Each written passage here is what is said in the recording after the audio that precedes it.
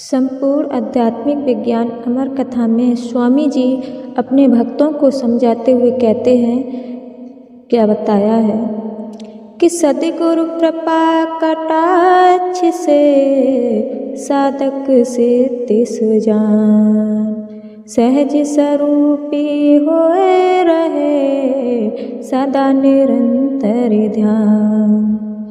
परम संत श्री सद्गुरुदेव भगवान निर्बंध को समझाते हुए कहते हैं कि उन परम विज्ञानी गुरु महाराज जी की कृपा कटाक्ष से साधक सिद्ध को प्राप्त कर सुजानता को प्राप्त हो जाता है।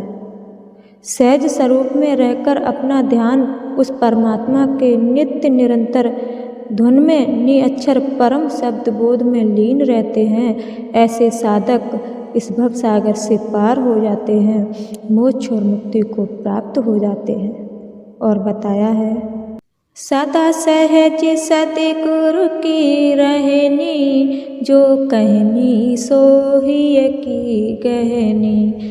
जो संकल्प करे मन माही, सो सम्मुख होए पड़े दिखाई।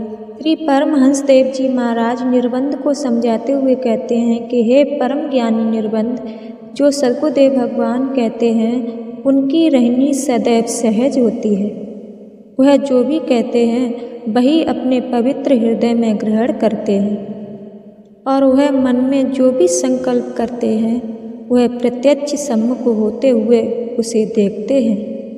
ऐसे होते हैं सच्चे सद्गुरु, जो भी सोचते हैं वह उनके सम्मुख प्रकट हो जाती है।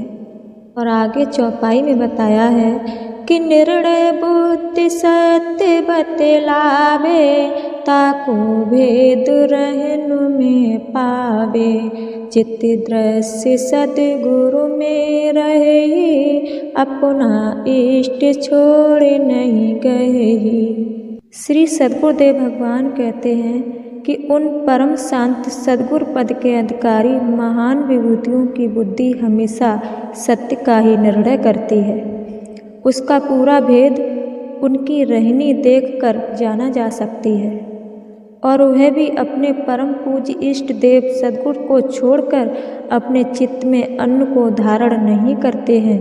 हमेशा उनके चित्त का दृष्ट गुरुदेव भगवान ही है। और आगे चौपाई में बताया है कि अहंकार बस में कर राखे, बिन संकल्प न इंद्री चाखे। माया काया बस सब होई, इच्छा रहित न झांके कोई। श्री सद्गुरुदेव भगवान कहते हैं कि हे निर्बंध, पूर्ण संत महापुरुष अपने हृदय में कोई अहंकार नहीं रखते हैं, जिनकी कोई भी इंद्री बिना संकल्प के किसी रस का स्वाद नहीं चाखती है।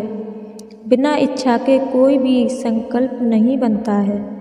ऐसे संत पुरुष काया की कसौटी कर उसकी सभी इंद्रियां अंतःकरण बस में कर लेते हैं।